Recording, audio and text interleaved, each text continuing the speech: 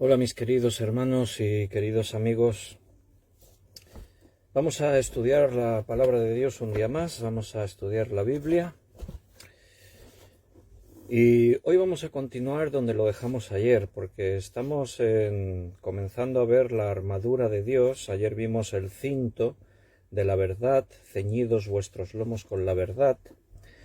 Entonces, para no perder mucho el hilo, vamos a continuar hoy, viendo algunos de los elementos de esta vestidura del cristiano, una vestidura espiritual que, como estábamos viendo ayer y estos días atrás, necesitamos para poder resistir, como dice ahí el texto, las asechanzas del diablo.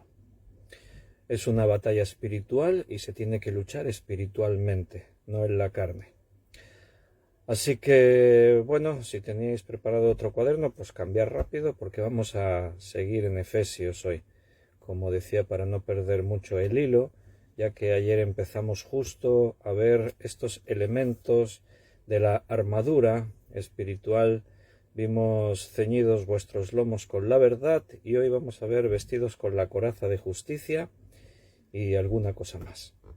Lo primero que vamos a hacer es una oración. Le vamos a pedir al Señor que Él nos dirija. Así ponemos este tiempo en sus manos, confiamos en Él y nos ponemos con el estudio. ¿Os parece? ¿Oramos? Señor, gracias por cada uno de mis hermanos que van a ver este estudio. Gracias por sus vidas, gracias por la obra que tú estás haciendo en cada uno de ellos. Gracias por formar parte de este cuerpo, de esta unidad, por habernos puesto en un mismo camino. Yo te pido una bendición especial para cada uno de ellos. Bendice sus vidas, bendice, Señor, cada uno. Trata con él, guárdalo. Que estén, Señor, llenos de tu presencia y llenos de tu palabra. Y ahora danos sabiduría para que podamos entender todo aquello que viene de ti. Háblanos, estamos dispuestos a escuchar. Queremos disponer nuestro corazón como si fuese una buena tierra que recibe esa semilla para que dé fruto. Dirígenos y danos sabiduría y de esta manera el Espíritu Santo sea nuestro Maestro. Muchas gracias y te lo pedimos todo en el nombre de nuestro Señor Jesucristo. Amén. Muy bien, queridos hermanos, pues abre tu Biblia en Efesios capítulo 6, versículo 14. Vamos a continuar donde lo dejamos ayer, aunque son temas así separados, pero están dentro de este mismo contexto de lo que significa vestirse con la armadura de Dios. Y ayer hablábamos de ceñir los lomos con la verdad, la importancia de venir a cualquier batalla espiritual en la verdad. Y sin duda tiene relación con lo que vamos a ver ahora, la coraza de justicia. La verdad y la justicia tienen mucha relación. Así que vamos a hablar de esto en lo que el Espíritu Santo nos guíe y nos enseñe. Bienvenidos a todos mis hermanos. Me alegro de veros un día más, de que podáis estar aquí, a pesar de que es buen tiempo y es muy pronto todavía, hay sol en la calle y todavía pues apetece a lo mejor estar por ahí. Quizás hay hermanos que se van a la playa, pero ahí hay un grupo de hermanos fieles que están ahí y algunos que no pueden verlo en directo y lo verán en diferido. Aquí han escrito algunos hermanos en este chat del directo del Facebook. Germán ha escrito el primero, bendiciones a todos, dice Germán, bendiciones también para ti, Germán. También Gaby y Yoli han escrito buenas tardes y bendiciones también para vosotros. David, Liliana, David hijo y Daniela, buenas tardes, bienvenidos. Benito, Merideño, buenas noches, buenas tardes, bienvenido. Juan Bermudo, bienvenido. Bendiciones, Ana Rita. Beatriz, buenas noches, bienvenida. Me alegra mucho de volver a veros a cada uno de vosotros. Estamos orando los unos por los otros, por los que están enfermos, por los que pasan tribulación. Recuerda que hablábamos de que nuestra batalla realmente es en esa esfera espiritual, porque los problemas están y vienen, pero necesitamos fortalecernos realmente en el Señor. Los problemas en el Señor no son problemas. Los cambia para bien. Romanos 8:28. A los que aman a Dios, todo les ayuda a bien. Bienvenido, Juan Vázquez. También ha entrado tu mensaje ahí. Buenas tardes. Y vamos a recordar este versículo 14 de Efesios 6. Seguimos con el tema de ayer, la armadura espiritual, la armadura de Dios. Bienvenida, Carmen, gracia y paz a ti también. Estad pues firmes, ceñidos vuestros lomos con la verdad y vestidos con la coraza de justicia. Bien, como os decía, la justicia y la verdad tienen bastante que ver una cosa con la otra. La coraza de justicia, hay algunas versiones que lo traducen con otras palabras. Alguna versión la traduce como el peto de la integridad. Así lo traducen algunas versiones. Porque aquí la justicia habla de lo que ahora somos. Hemos sido justificados, hemos sido declarados justos. Por lo tanto, nos tenemos que comportar como justos. Una persona justa es a esa persona que hace lo adecuado, lo que debe hacer en todo momento. Es la persona que, como ayer decíamos, busca la verdad en primer lugar. La persona que es íntegra es una persona a la que no se le puede acusar de nada que sea verdad, claro. Una persona que se pone la coraza de justicia refleja esa justicia en su propia vida. Nuestro Dios es un Dios justo. Eso quiere decir que Él todo lo que hace es perfecto, que no hace nada indebido. El Señor da el justo pago a cada uno según lo merece. Y la justicia de Dios se armoniza con su perfecto y inmenso amor. Hay un equilibrio adecuado y perfecto entre el amor de Dios y la justicia.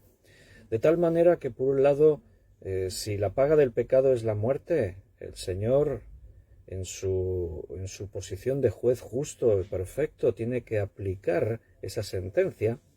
Pero, por otra parte, Dios es amor. Y Dios da la oportunidad a que cualquier pecador, cualquier persona, no importa lo que haya hecho, tenga la oportunidad de arrepentirse y creer. Y solamente con el acto de creer en Jesucristo, creer que Él ocupó nuestro lugar en la cruz y estar dispuestos a vivir conforme ahora a lo que Dios establece en su palabra, entonces el Señor nos regala la salvación. Eso es el Dios justo y el Dios de amor. Ahora bien, cuando hablamos de nosotros y hablamos de nuestra vida y aplicamos el término justicia, aquí tenemos que entender que nosotros hemos sido declarados justos por parte del Señor.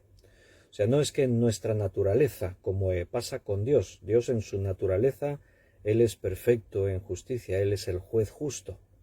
Pero nosotros, en esencia, no éramos perfectos en justicia, evidentemente. Ahora bien, Dios nos ha declarado justos. La palabra de Dios habla de los creyentes en esos términos. Habla de los creyentes como los justos, o utiliza expresiones como cuando se refiere a Abraham, a Noé o a cualquiera de nosotros que hemos creído en Dios y nos ha sido contado por justicia. O sea, lo que nos lleva a ser justificados, lo que nos lleva a la justicia, a sentirnos justificados y que de esa forma la justicia ha quedado satisfecha en nosotros, ha sido nuestra fe, la fe que hemos depositado en Dios. Cuando nosotros hemos depositado la fe en Dios, le hemos dicho al Señor, Señor, creemos en ti, Señor, creemos que Cristo con su sangre limpió nuestros pecados, en ese momento somos declarados justos y creyó a Dios y le fue contado por justicia. Entonces en ese momento ya no somos culpables de todos los pecados que eran nuestros. O sea, realmente habíamos pecado. Y según la justicia, según la ley, por el pecado viene la muerte. Y por cuanto todos pecaron, todos están destituidos de la gloria de Dios. Así dice la palabra de Dios ahí en Romanos y en otros sitios en la Escritura. Entonces, teníamos que pagar por nuestros pecados con nuestra vida. pero el Señor, a través del sacrificio de Jesús, ha satisfecho esa deuda que todos nosotros teníamos. Hermanos, hablamos de esto muy frecuentemente porque es el mensaje del Evangelio, es la esencia de la predicación, de la palabra de Dios. Pero también esto puede hacer que perdamos de vista la trascendencia y la grandeza que representa el hecho de poder decir que yo he sido perdonado. Piénsalo, mírate a ti mismo y reflexiona por un momento con esta idea. Dios me ha perdonado. Como Manoli ha escrito ahí, amén, gracias Señor por perdonarnos. Siempre tenemos que agradecer a Dios, porque realmente sentirte perdonado de parte de Dios es el mayor descanso, el mayor alivio, el mayor regalo que nadie te podía hacer, que podíamos haber recibido nunca. O sea, no podemos esperar nada más grande que eso. Pensar que estamos muertos en nuestros delitos y pecados, condenados para toda una eternidad a estar en el lugar de tormento, en el lago de fuego, y que Dios nos ha regalado con el perdón, nos ha hecho justos. Bueno, entonces, ¿cómo poder agradecer a Dios por ese inmenso regalo, ya que nosotros por nosotros mismos no podíamos hacer nada por cambiar esa situación? Dice la Biblia que el justo cae 7 veces y 7 veces se levanta. Habla la Biblia de los justos. Esos somos nosotros. Hemos sido justificados mediante la sangre de Jesucristo. Por eso cuando dice ahí vestidos con la coraza de justicia, hay algunos conceptos que se pueden relacionar estrechamente unos con otros. Por ejemplo, en esta armadura hay 3 conceptos: la verdad, la justicia y la salvación. La salvación es el casco, el yelmo. Lo veremos más adelante. Pero ayer vimos la verdad y estamos hablando de la justicia. Tienen relación entre sí, porque si estamos hablando de que la justicia es aquello que viene de parte de Dios, pero que en nosotros se ha manifestado en esta obra, en este plan de la salvación, el casco es la salvación, estamos hablando de algo relacionado, pero tienen matices diferentes, no es la misma cosa. Recuerda, aquí justicia tiene que ver con integridad. Cuando decimos que Dios es justo, decimos Dios es íntegro. Dios no hace nada indebido.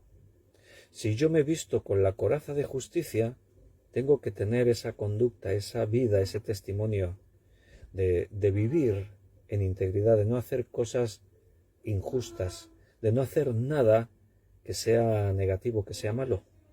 Entonces tenemos que vivir en esa actitud. Sé que cuando hablamos así, a muchos se les pasa por la cabeza, ¿no? Decir, vestirse con la integridad. Quizás nos vemos lejos de poder decir yo soy íntegro, yo soy justo, yo soy santo, soy perfecto. Bueno, es una meta a la que todos todavía miramos hacia adelante, luchamos y nos extendemos. Recuerda que el apóstol Pablo, hablando no específicamente de nada en concreto, sino de lo que era la carrera cristiana, la vida cristiana, él hablaba de que no había alcanzado ya ese supremo llamamiento, sino que dejaba lo que queda atrás y se extendía a lo que está delante. Hay que mirar siempre hacia adelante. Quiere decir que hacia atrás no podemos volver, eso está claro.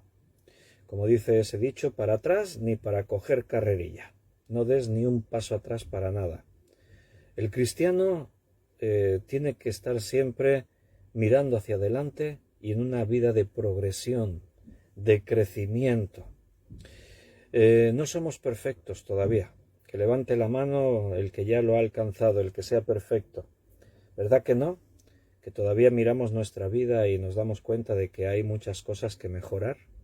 Ya no solamente el hecho de mencionar pecados, que el cristiano ya se entiende que no tiene que practicar el pecado. Podemos pecar por accidente, pero no podemos tolerarlo, no podemos caer en la trampa de permitir, de decir, bueno, es que somos débiles, es que pecamos y toleramos eso. No nos podemos conformar. Ya no somos esclavos del pecado, como dice la palabra de Dios. Ahora somos más que vencedores. ahora tenemos la victoria. Tenemos el Espíritu Santo y en el Espíritu podemos vencer. Ya no andamos según la carne, sino conforme al Espíritu. Pero claro, somos conscientes de que no solamente es la práctica del pecado, es que el nivel es mucho más alto, porque no se nos llama solo a decir el que pecaba y hacía esto ya no lo haga más, sino que es que ahora el nivel se eleva a que tenemos que hacer, dejar de hacer el pecado, pero hacer lo que sabemos que Dios quiere, lo que es bueno. El que sabe hacer lo bueno y no lo hace, también peca, dice la Escritura. Entonces tenemos una gran responsabilidad de que nuestras obras no solamente son dejo de pecar, me mantengo pasivo, no, es que nuestras obras tienen que ser las obras de Dios en nuestra vida. Tenemos que tener una actividad de estar viviendo en el carácter de Jesús, que ya no vivo yo, mas vive Cristo en mí, tener la actitud de poder estar haciendo todo aquello que yo sé que es lo que Dios espera de mí. Dios nos ha llamado a una vida de servicio. A todos nos ha llamado a predicar el Evangelio. Todos los cristianos, allí donde tú te encuentres, allí donde estés, tienes la responsabilidad de hablar de Cristo a todas las personas que se ponen en tu camino. Aquellos a los que tú tienes alcance les tienes que predicar a Jesús. Es la única manera de que todo el mundo pueda escuchar el Evangelio. Un evangelista, un predicador puede llegar a unos cuantos, pero si cada uno de nosotros tenemos esa misión de predicar, llegamos a muchos más. Entonces estamos en ese progreso, en ese crecimiento. Cada día hemos subido un peldaño más, un escalón más. Dios está haciendo una obra en nosotros. Tiene mucho que ver cuando nos llenamos de su palabra, cuando la estudiamos, porque la palabra de Dios es como el martillo que quebranta la piedra, es como un fuego consumidor. La palabra de Dios nos limpia, nos ilumina, nos llena de luz. Si hay luz, no hay tinieblas. Entonces, estar vestidos con la coraza de justicia es vivir con la responsabilidad de estar delante de Dios y saber que estoy haciendo todo lo que puedo. Utilizamos ese concepto, vivir en integridad. Job, ya conocéis su historia, quien incluso gente que no cree o no está muy familiarizada con la Biblia ha oído alguna vez hablar de Job. Y Job es un hombre que comienza el libro que lleva su nombre y que cuenta su historia, comienza diciendo que era un hombre justo y perfecto, dice así. Ahí está la expresión justo, la coraza de justicia. Job era un hombre justo, estaba vestido con la justicia. Eso quiere decir que no se le podía reprochar. No le podías decir, mira, es que es un estafador, es que es un mentiroso, es un interesado, esto lo hace por interés. Sí, es que mira, Job hace trampas, actúa de una forma dudosa en esto, en lo otro. No se le podía acusar de nada a Job. Pero eso no quiere decir que fuese perfecto, porque la razón de por qué Job sufre tanto no fue simplemente un gesto gratuito, no fue una especie de juego que Satanás provoca a Dios y Dios así, pues venga, pruébale a ver qué pasa y tal. No fue así, Dios no hace eso. El amor perfecto de Dios no lo lleva a jugar con la vida de nadie y a provocar dolor sin más o gratuitamente. Para empezar, no es Satanás quien tienta a Dios, no se le puede tentar a Dios, sino que es Dios quien le dice a Satanás, ¿has considerado a mi siervo Job? O sea, Dios quiere hacer algo, porque aunque Job es un varón justo y perfecto, dice allí en un lenguaje humano, porque perfecto no hay nadie, la verdad es que había algo que le faltaba a Job.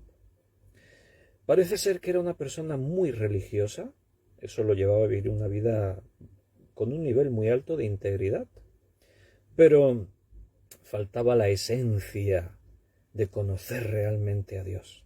Quizás podríamos buscar un paralelismo entre Job y Pablo, cuando la Biblia lo llama Saulo de Tarso, porque Saulo de Tarso era un hombre muy creyente, pero mucho, era celoso de las cosas de Dios. Él conocía bien las Escrituras y él, cuando ve a los cristianos, cree que los cristianos están en contra de Dios y de la palabra de Dios. Por eso Pablo persigue a los cristianos con tanta entrega. Pero, ¿cuál era el problema de Pablo? Que no conocía a Jesucristo, no conocía a Dios. Creía mucho y vivía una religión muy intensamente, pero no conocía a Jesús. En el camino a Damasco, cuando Jesús se le aparece y él pregunta: ¿quién eres, Señor? Pregunta porque no le conoce. Y Jesús se tiene que dar a conocer: yo soy Jesús a quien tú persigues. Job cree, lleva una vida de integridad, es muy religioso como Pablo, pero igualmente Job necesita pasar al otro nivel. ¿Por qué digo eso? ¿En qué me baso para argumentar esto? Bueno, en la propia declaración que Job hace más adelante, ya cuando pasa todo su periodo de sufrimiento, de prueba, y ya llegando al final, él dice: antes de oídas te conocía, pero ahora mis ojos te ven. Esas son palabras de Job. Quiere decir que Job estaba aquí en un nivel, y Dios sale al encuentro de estas personas que creen mucho, tienen fe, pero se han quedado estancados en la religión, no han llegado a una comunión real con Dios.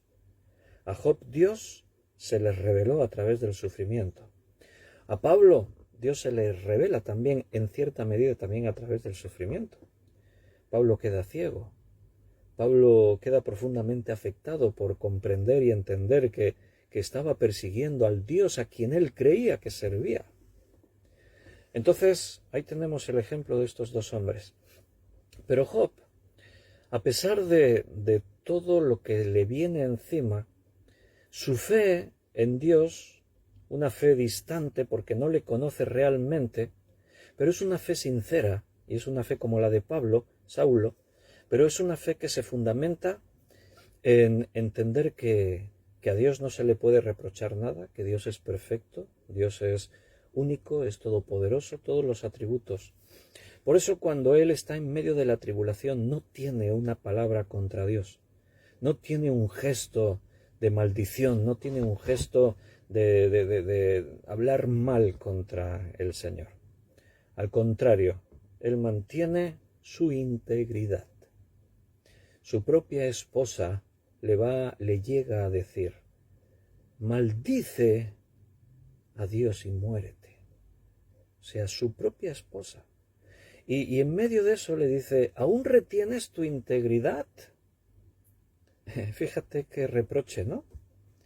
¿Cómo somos las personas en este mundo? ¿Cómo es la gente que no tiene a Dios?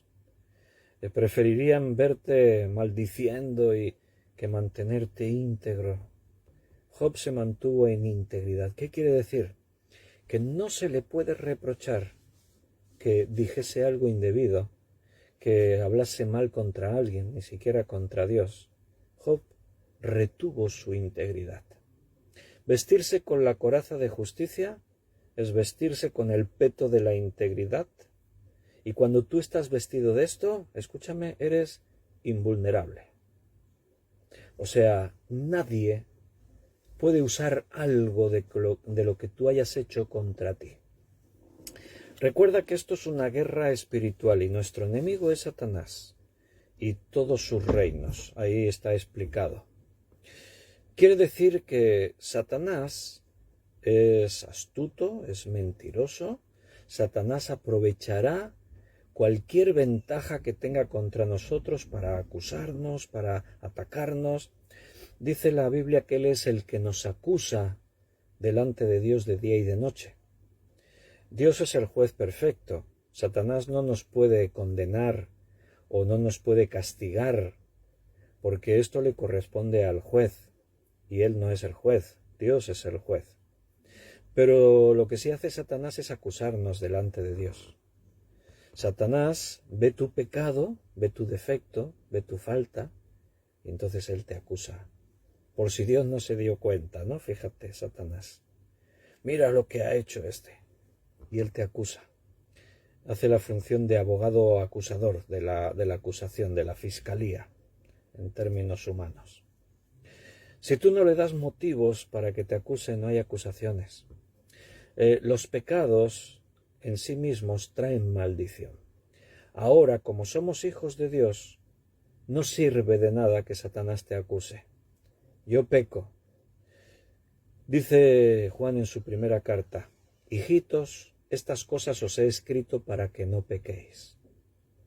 Esa es la intención. Por eso tenemos la Biblia, para hacernos más fuertes cada día, para que podamos resistir las acechanzas del diablo, para que podamos estar firmes, como dice ahí, lo que hemos visto en el contexto, para que podamos estar firmes, ceñidos nuestros lomos con la verdad y vestidos con la coraza de justicia. Ahora, en el pecado, si Satanás te acusa de algo, delante de Dios esa acusación ya no tiene efecto de cara a nuestra salvación. Por eso la segunda parte de este versículo que te citaba, hijitos, estas cosas os he escrito para que no pequéis, dice la segunda parte, y si pecaremos, abogado tenemos para con el Padre, a Jesucristo. Un abogado es alguien que te defiende. El que aboga por ti es el que te defiende. Ahora nosotros tenemos nuestro abogado defensor, es Jesucristo. Si pecamos, o sea, esa es la posibilidad, podemos pecar, estamos todavía en la carne, no somos perfectos, pero si pecamos, Cristo nos defiende. Un abogado, para defender a su cliente, tiene que tener un argumento. Los abogados en el mundo a veces tienen que tratar con imposibles, y cuando el delito está reconocido, pues lo único que pueden hacer es intentar atenuarlo, intentar dar una explicación. Es que mi cliente actuó así porque estaba influenciado bajo los efectos del alcohol o de las drogas, estaba enajenado porque le pasó esto, porque le pasó lo otro. Si está tan claro que hay un delito, ahora mientras se puedan agarrar algún argumento, alguna duda, alguna cosa, van a defenderlo. Claro, delante de Dios está claro que nosotros hemos pecado. Pero la defensa de Jesucristo no se basa en decir es que son buenos, es que lo han hecho sin querer, es que lo hicieron bajo los efectos de no sé qué. No, el argumento de Cristo para defendernos es el hecho de decir es que yo pagué por él. Por este pecado yo también pagué ya está pagado el precio. Entonces esa es la abogacía que hace Jesús en nuestro favor. No nos defiende porque lo merezcamos, nos defiende fundamentándose en su obra, en lo que Él ha hecho. Su obra es perfecta. Entonces, el acusador ya no nos puede acusar. Así habla ahora el Nuevo Testamento. El acusador que nos acusaba de día y de noche ya no tiene poder contra nosotros. Pero los pecados que cometemos, aunque ya no tienen poder sobre nuestra vida o nuestra muerte, porque ya la sangre de Cristo, el efecto que tuvo es completo en el pasado, presente y futuro. Hemos sido salvos por su sangre. Él borró todos los pecados que cometimos, los que cometemos hoy o los que cometeremos mañana. Todos los pecados fueron borrados. Somos salvos. Pero eso no quita que el pecado trae consecuencias. Y la maldición del pecado nos golpea y nos hace daño. Provoca en nosotros situaciones, cosas que nos van a hacer sufrir. Si Satanás puede utilizar algún pecado tuyo, algún defecto tuyo contra ti, lo utilizará. No para condenación, porque ya somos salvos, pero sí que si hay pecado, ocurren cosas en nosotros. Las consecuencias nos pueden anular como creyentes. Si estamos en pecado, el Espíritu Santo se apaga, perdemos ese poder. Ya no vamos a predicar la palabra con el efecto y el poder que deberíamos. No vamos a poder ser útiles en las manos de Dios. Necesitaremos ser purificados primero para poder volver a ser útiles. Entonces Satanás utilizará cualquier fallo que tengamos contra nosotros para que nuestra luz no brille, para que la obra de Dios se detenga en nuestra vida, no para condenarnos, repito, porque ya somos salvos.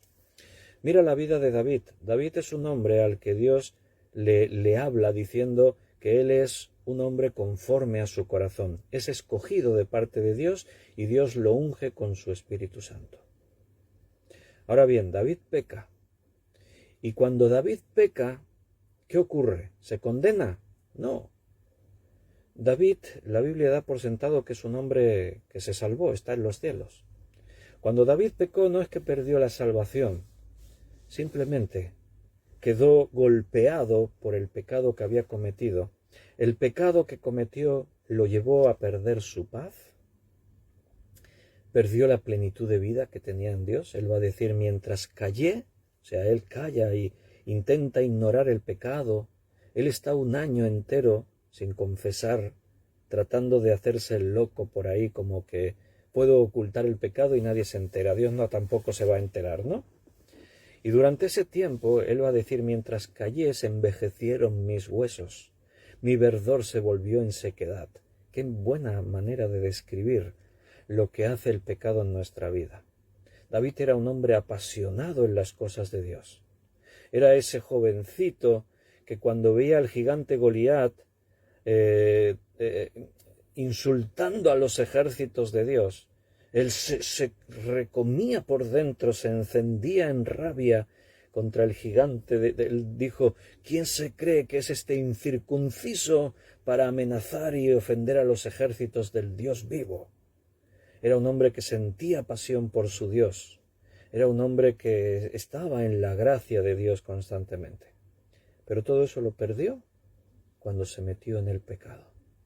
Cuando pecó y se mantuvo en ese pecado, perdió la plenitud de vida, perdió el gozo de la salvación, dejó de bendecir a otros en ese tiempo, en ese momento. Satanás utilizó eso para causar un gran dolor en la vida de David. Cuando dice la Escritura que velemos, porque nuestro adversario el diablo anda alrededor nuestro mirando a quién devorar. Evidentemente esa forma de hablar no tiene que ver con el detalle de que podamos perder la salvación, porque ya hemos dicho anteriormente que si tú pecas no pierdes la salvación. El sello del Espíritu Santo es una garantía que recibes y que te asegura que estarás en la eternidad con Dios. Eres salvo por gracia y te mantienes salvo por gracia, no por méritos, no es por obras, para que nadie se gloríe. Pero Dios quiere evitar el sufrimiento en nosotros. O sea, no es que ya me salvé y ahora pues ya puedo pecar porque ya soy salvo. No, un hijo de verdad jamás haría eso. Si alguien actúa así, hay que poner en duda si realmente es hijo, si realmente se salvó. Porque un verdadero hijo no es que ahora, como ya no me voy a condenar, puedo pecar. No, es que yo cuando conozco el amor de Dios, cuando sé lo que Dios ha hecho por mí y el precio que tuvo que pagar para que yo tenga vida, no se me ocurriría jamás humillar su obra de esa manera, mancillar el nombre de Cristo de esa forma. No se me ocurriría. Decir, pues voy a pecar porque como ya soy salvo. No. El amor, que es lo que ahora ha llegado a nuestra vida, el fruto del amor jamás nos llevaría a eso. Si alguien actúa así, hay que dudar si realmente es un verdadero hijo, quizás es un religioso. Entonces no es por miedo a perder la salvación, es porque yo quiero honrar el nombre de mi Dios, y Dios a su vez quiere evitarme el sufrimiento, quiere evitar que Satanás me anule. Es un león rugiente, pero no me va a devorar y me va a condenar para la eternidad. El devorarme es como lo que le pasó a David. David perdió su paz, perdió el gozo, perdió el poder ser útil como una herramienta en las manos de Dios. Cuando el rey cayó, la nación entera sufría. Cuando David estaba en pecado, el pueblo entero estaba sufriendo, porque somos un cuerpo, y cuando un miembro se duele, todos se duelen con él. Y si es el pastor, si es el rey, si es el que está al frente, pues el pueblo sufre más. Entonces, recuerda, esta armadura nos la ponemos para estar firmes contra las asechanzas del diablo. Quiero decir que la verdad me ayudará a combatir contra la mentira. Quiere decir que la justicia, la coraza de justicia, me ayudará a que el enemigo no tome ventaja sobre mí. Es posible que Satanás levante acusaciones falsas contra ti, pero que sean falsas, que nadie te pueda demostrar que de lo que te acusan eso es verdad. No es de extrañar que contra los cristianos nos puedan levantar algunas acusaciones que sean mentira. Lo hicieron con Jesús. A Jesús le acusaron de cosas que eran falsas. Como no pudieron sorprenderle en nada, porque piensa que se pasaron todo el tiempo del ministerio público de Jesús, se lo pasaron vigilándole, acechándole, poniéndole trampas. Cuando se acercaban a él estos fariseos, sacerdotes, escribas, intérpretes de la ley, saduceos, etc., eran hombres inteligentes, pero eran hombres corruptos, eran religiosos, pero no conocían a Dios. Y venían a Jesús porque Jesús les incomodaba mucho. La predicación de Jesús los exponía, los dejaba expuestos en su hipocresía, en sus pecados, en su maldad. Eran hombres codiciosos, utilizaban la fe en forma de religión para satisfacer sus propios fines, para sentirse bien, para adquirir poder, para exaltar su ego. Y Jesús, cuando viene y predica, quedan expuestos. Se evidencia su mentira, su falsedad. Y entonces, como Jesús es algo que les estorba, andaban siempre vigilándole, a ver en qué le podemos sorprender para acusarle, a ver qué podemos encontrar en Jesús que lo podamos usar contra él. Y no pudieron encontrar nada. ¿Sabes por qué? Porque Jesús estaba vestido con la coraza de justicia. Jesús llevaba puesto el peto de la integridad. No podían acusarle de nada que fuese verdad. Por eso tuvieron que levantar mentiras. Lo intentaron por todos los medios. Aun cuando parecía que Cristo estaba transgrediendo la ley, al final no le podían acusar de eso tampoco. Digo cuando parecía que estaba transgrediendo la ley. Porque a los ojos de los fariseos o de esta gente, Jesús estaba violando algunos mandamientos, como por ejemplo el de guardar el día de reposo, el sabbat, el sábado. La ley era muy estricta. 6 días trabajarás y el 7º descansarás. No puedes hacer nada. Este es un mandamiento muy a tener en cuenta por el pueblo judío porque es Dios desde el principio que lo establece. Ya viene, no de la ley, sino de mucho antes, de la creación misma. En la creación, el relato del Génesis dice que en 6 días Dios creó todo lo que existe. No voy a entrar ahí en detalles, 6 días de 24 horas. Bueno, allí el concepto día está en la eternidad de Dios. No tienen por qué ser días de 24 horas. De hecho, ya se está hablando de días cuando todavía Dios no había creado ni el sol, ni la luna, ni las estrellas, que son las que nos marcan ese cómputo de 24 horas, cuando la Tierra gira sobre sí misma y alrededor del Sol. Entonces es un lenguaje antropomórfico, o sea, es un lenguaje que tiene a Dios en cuenta, pero que usa palabras humanas para poder entender la persona y las acciones de Dios. Si no, ¿cómo podemos hablar? ¿Qué medida de tiempo utilizamos si Dios está en la eternidad y no tiene tiempo? Entonces, allí 6 días Dios hace los cielos y la tierra. No sabemos cuánto duraron cada día, pero el concepto es lo que nos interesa. 6 días y el 7º Dios descansó. Para empezar, Dios no necesita descansar, no se cansa. Así que lo que quiere decir eso es que Él está estableciendo un principio. El principio de que no podemos estar siempre trabajando y eso que ni siquiera nos deje tiempo ni un día a la semana para ocuparnos en las cosas de Dios. Dios establece una forma de medir el tiempo y la unidad básica son los días y las semanas. Entonces las semanas se miden por 7 días. El número 7 significa cosas en la Biblia, ¿lo recuerdas? 6 días trabajas, el 7º tienes que descansar. Así que el pueblo judío entendió muy bien este concepto y entendió que el sabbat era un día santo. En el sábado no hagas nada, dedícalo para reposo, para descanso, y eso te beneficia y te permite que puedas estar en comunión con Dios, puedas hacer cosas para Dios. Pero de pronto viene Jesús y ¿guarda el sábado o no lo guarda? Porque viene Jesús y hace cosas que los judíos tenían prohibido hacer en sábado, actividades de cualquier tipo.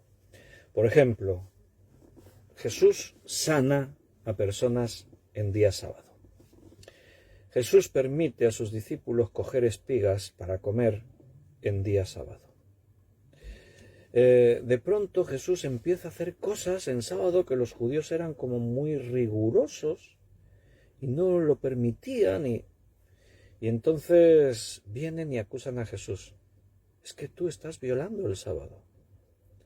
¿Por qué permitiste que tus discípulos cojan espigas en día de reposo? Allí trajeron a un hombre enfermo, tenía una mano seca. A ver si se atreve a sanarlo en día sábado. Y Jesús hizo esas cosas en sábado. Pregunta, ¿estaba Jesús transgrediendo el mandamiento de guardar el sábado? No, lo que hace Jesús es enseñarles el corazón de este mandamiento, de toda la ley, pero especialmente de este mandamiento. Les enseña algo que ellos ignoraban. Ellos tomaban las cosas que Dios les había dicho y las hacían cuadriculadas, las enfocaban como una mera religión y perdían la esencia de la ley. ¿Sabes cuál es la esencia de la ley? El amor. Por eso Jesús, cuando habla de cuál es el mayor mandamiento, lo resume diciendo, porque el más grande mandamiento es este: amarás a Dios sobre todas las cosas y al prójimo como a ti mismo. Y dijo, toda la ley y los profetas se resumen en este mandamiento. La ley tiene como fondo el amor. La ley sin amor es pura materia humana, pura religión que no bendice ni trasciende a nada. El corazón de la ley es bendecir al hombre. Y esto los judíos lo habían perdido de vista. La justicia de los hombres no es la justicia de Dios. Cuando dice vestidos con la coraza de justicia, no está hablando con lo que los hombres entendemos que es la justicia. La justicia de Dios sobrepasa la justicia de los hombres, en que los hombres, como Jesús decía, tratan de guardar la ley, pero esto se convierte en pura hipocresía. Los judíos guardamos el sábado, pero hacían trampas. Por ejemplo, la ley decía, a ver si ahora de memoria recuerdo, no recuerdo la distancia exacta, es igual, lo pongo así en el aire.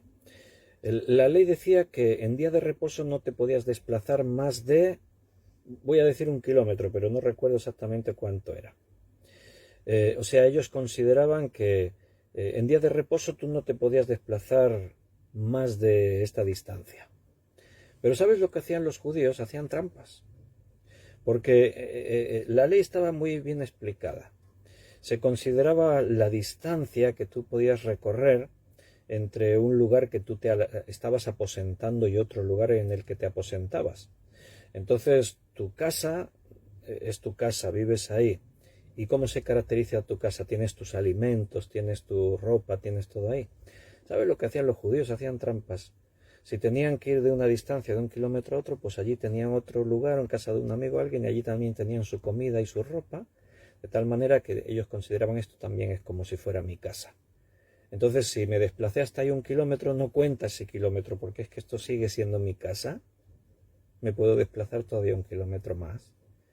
O también cuando hablaban de que no puedes llevar tanto peso, no sé qué, y ellos hacían trampas para poder hacerlo. Entonces, bueno, echa la ley, echa la trampa, un refrán, un dicho castellano, habla así, ¿verdad? Pero eso es hipocresía. O sea, la ley dice no hagas esto, bueno, yo miro a ver cómo puedo hacerlo. ¿Ese es un corazón sincero? ¿Es íntegro? No. No es un corazón que dice quiero agradar a Dios y quiero obedecerle a Él. No. Es decir, Dios me manda esto, a ver cómo me las ingenio para desobedecerle, pero que no parezca que le estoy desobedeciendo. Eso es hipocresía. Por eso Jesús les decía a los fariseos, sois unos hipócritas, coláis el mosquito y os tragáis el camello. Es que ha sanado a uno en día de reposo, oh, qué pecado. Y ellos tenían sus trampas y las hacían con intención. Su intención no era el bien ajeno, no era el amor como fruto, sino su propio beneficio. Y esto enardecía a Jesús. Por eso Jesús los confrontaba. Sois como sepulcros, por fuera muy blancos, pero por dentro estáis podridos, llenos de basura, de porquería. Y utilizó ahí palabras muy fuertes, Jesús. Este era el espíritu de aquellos que pretendían nosotros sí guardamos la ley, en cambio Jesús la está transgrediendo. Entonces Jesús les enseña un principio. La ley os fue dada para bendeciros, no para maldeciros. Y hablando del día de reposo, Él les dijo, el día de reposo fue creado por causa del hombre. O sea, Dios nos dio el día de reposo no para fastidiarnos, nos dio el día de reposo para bendecirnos. Por eso dice Jesús, Dios os dio el día de reposo por causa vuestra, por causa del hombre, para bendecirnos.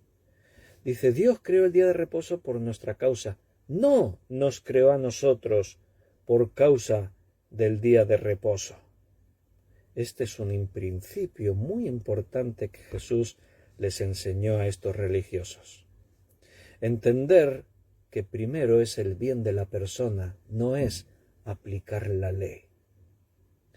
Cuando la ley es más importante que el bien de la persona, hemos roto el principio que Dios estableció, el principio del amor. Cuando no es que la ley dice esto y para aplicar la ley estamos perjudicando a personas, estamos perjudicando la obra a personas buenas, estamos haciendo daño, de pronto la ley ya no tiene sentido, hemos perdido su esencia.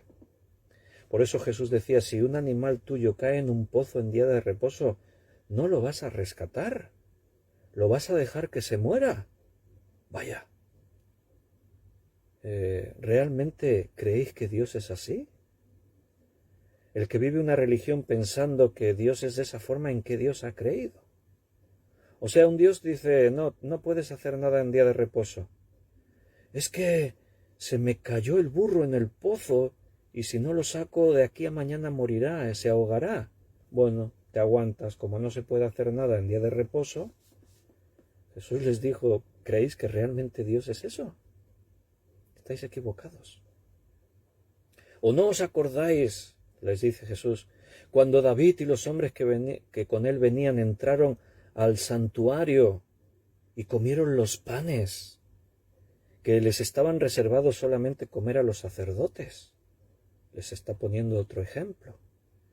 En el tabernáculo y ahora en el templo, en el lugar santo, había una serie de cosas. Y una cosa era la mesa de los panes. Y esos panes, había 12 panes, uno por cada tribu, tenían un significado, eran simbólicos. Pero la ley establecía que esos panes solamente los podían comer los sacerdotes que ministraban allí en la casa de Dios. Pero ese día David y sus hombres cuando llegaron, entraron y los comieron. Dios no los castigó por eso. ¿Por qué? Estaban transgrediendo la ley, estaban cometiendo un pecado. ¿Por qué Dios no los transgredió, no los castigó? ¿Por qué? Bueno, porque había una necesidad mayor. David y sus hombres venían huyendo, venían hambrientos, venían sin fuerzas, venían desfallecidos. Ahora imagínate que llegan ahí casi arrastrándose en las últimas y entran ahí y están los panes. Un buen alimento les viene estupendo para aliviarles y ayudarles un poco, pero no los podemos comer, que es pecado. Solo los pueden comer, nosotros nos seguiremos muriendo de hambre. ¿Realmente creéis que Dios es así? No. Eso es lo que Jesús les quería transmitir. Entonces Jesús no transgredía la ley cuando sanaba a un enfermo en día de reposo. Estaba cumpliendo la ley, porque detrás de todos esos mandamientos está el amor. Por eso yo un día os ponía un ejemplo, os decía, ahora imagínate que tú estás en la Segunda Guerra Mundial y vives en Alemania. Y tus vecinos son judíos. Tú no eres judío, tú eres alemán, pero tus vecinos son judíos, pero tú eres cristiano. y de pronto se oye una voz de que la policía de las SS están registrando las casas del vecindario a la caza de judíos. Y entonces tú les dices a tus vecinos, venid, entrad en mi casa, ellos saben dónde vivís, van a venir a buscaros. Entrad en mi casa, yo os esconderé. Y tú los escondes en tu casa. Entonces la policía de las SS llegan, registran el edificio, no encuentran a los judíos en su casa, pero vienen y llaman a tu puerta, y tú abres la puerta. Y la policía alemana te preguntan, oye, ¿sabéis algo de vuestros vecinos, esos que son judíos? ¿Y tú qué haces? Tú sabes que mentir es pecado. Pero si dices la verdad, les vas a hacer un daño terrible a tus vecinos. ¿Qué les vas a decir? Sí, sé dónde están aquí escondidos. No, tú mientes. Eres cristiano, pero mientes. ¿Por qué? Tú les dices, no, no sé nada. No los he visto hace mucho tiempo. Vas a intentar engañarles por todos los medios. Creo que hace varios días que ya no están por aquí. A ver si los convenzo y se van. ¿Por qué estás mintiendo? Mentir es pecado siempre, también hay, pero decir la verdad en ese instante no tiene sentido, porque no está cumpliendo el propósito con el que se dictaminó la ley, no mentirás. O sea, Dios dio la ley por nuestro bien, para bendecirnos. La ley busca siempre eso, la justicia. Pero hay casos en que la ley entra en contradicción consigo misma, entonces en ese momento tiene que imperar el principio del amor. Si tú tienes dudas, ahora no sé qué hacer. Por un lado, la ley me dice que busque el bien de mi prójimo, pero si digo la verdad les estoy haciendo daño. ¿Qué hago? Por un lado, la ley dice predica el evangelio, y por otro lado la ley dice obedece a las autoridades, y ahora la autoridad me está diciendo prohibido predicar el evangelio. ¡Buah! ¿Qué hago? ¿Qué mandamiento obedezco? ¿El de predicar o el de obedecer a las autoridades a pesar que me están diciendo no? Entonces hay momentos en que la ley entra en conflicto, se contradice. Para eso está el principio del amor. ¿Cómo sé en ese momento qué camino tomar si la ley me está llevando a una encrucijada que si hago una cosa estoy desobedeciéndola o si hago la otra también? ¿Qué hago? El amor, ese es el principio. La ley se da para bendecirnos. No fue creado el hombre por causa del día de reposo. El día de reposo fue creado por causa del hombre. Entonces Jesús, aparentemente a los ojos de los religiosos, estaba violando el día de reposo. Pero en realidad delante de Dios no lo estaba violando. Estaba haciendo lo correcto. Estaba actuando en integridad. Y a pesar de que los judíos le podían acusar por esto, moralmente, delante de Dios no lo podían hacer. Por eso para acusarle tuvieron que llegar a levantar mentiras, falsos testimonios. ¿Por qué? Porque la razón te lleva a demostrar de qué te voy a acusar. De haber sanado a un enfermo. Cuando tratan de atrapar a Jesús con lo de la pregunta, ¿no? ¿Es lícito que paguemos los impuestos a César? Una pregunta difícil de responder. Porque Roma son los invasores, nos han oprimido, nos han robado nuestra libertad, nos han esclavizado.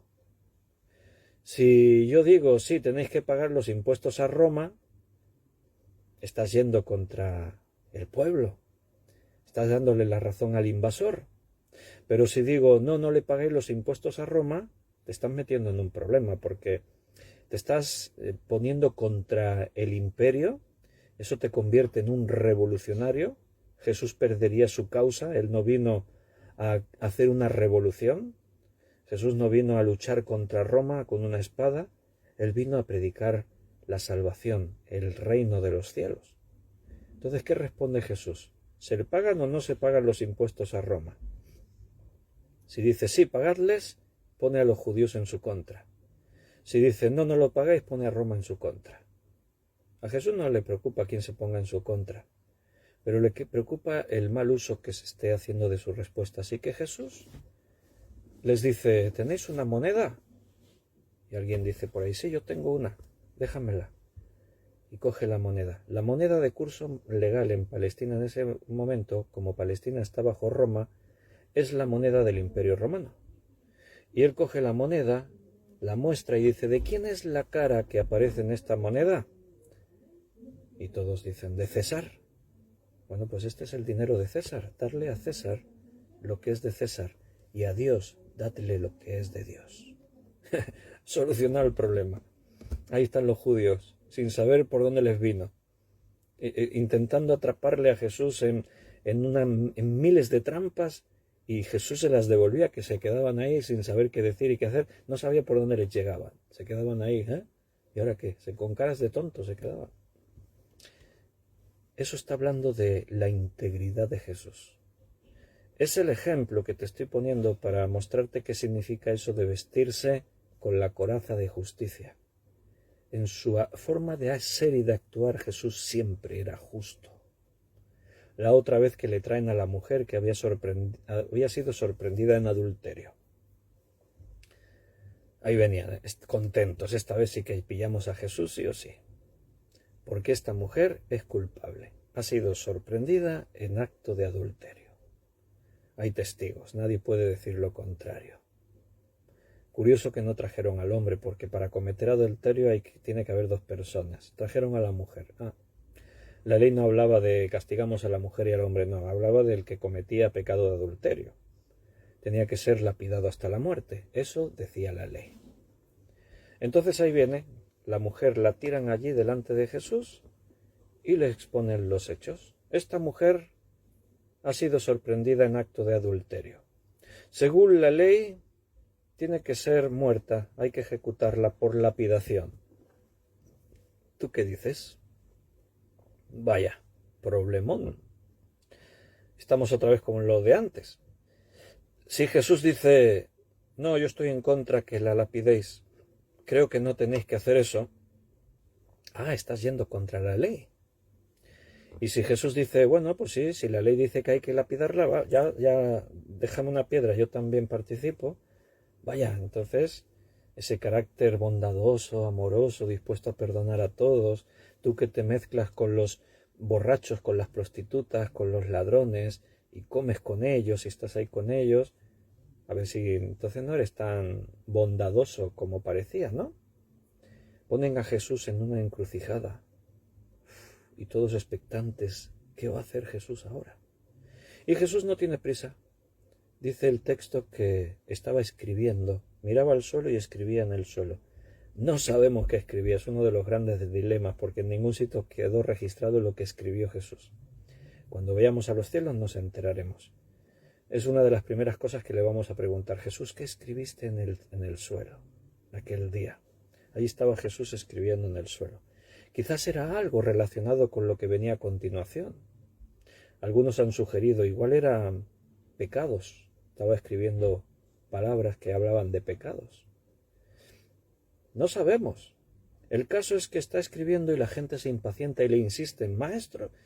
Y Jesús entonces levanta la mirada, esa mirada de verdad que penetra hasta dentro, y ahí los mira a todos y les dice, ¿está bien? El que esté libre de pecado de todos vosotros, el que esté libre de pecado, que sea el primero en lanzar la piedra. Fue otro de esos momentos que venían ahí a probarle y Jesús se la devuelve y se quedan que no saben ni por dónde les vino. Se quedan ahí todos, se quedaron pensando, con las piedras en las manos. Si fue eso que estaba escribiendo pecados ahí en el suelo, seguro que Jesús, que conocía los corazones de los que estaban allí, igual estaba escribiendo los pecados que cada uno en secreto tenía. Quizás no, pero solo la mirada de Jesús, si estás libre de pecado, tú, si estás libre de pecado, tira la primera piedra. Y ante los ojos de Jesús, ¿qué digo? No, yo no tengo ningún pecado. Dice que empezando por los más ancianos, los más viejos, empezaron a soltar las piedras y comenzaron a marcharse. A ver quién se atreve a tirar una piedra delante de Jesús. y que Jesús te diga, tú te has atrevido a tirar la piedra y entonces esto y esto que has hecho en secreto y este pecado que tienes por ahí, ¿cómo te has atrevido? Nadie se atrevió. Todos se fueron. Estaba yendo Jesús contra la ley. La ley decía que el culpable de adulterio tenía que tirar la piedra. Sí, eso decía la ley. Pero la ley fue dada para bendecir a las personas. Y Dios aplica la justicia y aplica la ley, pero Dios siempre da otra oportunidad. La oportunidad que tenemos todos es arrepentirnos de nuestros pecados porque Cristo pagó por ellos en la cruz. Dios no quiere que nadie se pierda, sino que todos procedan al arrepentimiento. Aquella mujer, Jesús esperó, sin prisas, y cuando ya se marcharon todos, Jesús le pregunta, «Mujer, ¿dónde están los que te acusaban?» Y la mujer, sin querer levantar ni el rostro del suelo, le dice, «Señor, se han ido todos». Y Jesús le dice, «Bueno, yo tampoco te condeno. Vete y no peques más». Dios es el Dios de las nuevas oportunidades, de los nuevos comienzos. Dios siempre está dispuesto a perdonarte si hay arrepentimiento, claro. Esa mujer estaba arrepentida. Vale, pues tienes otra oportunidad.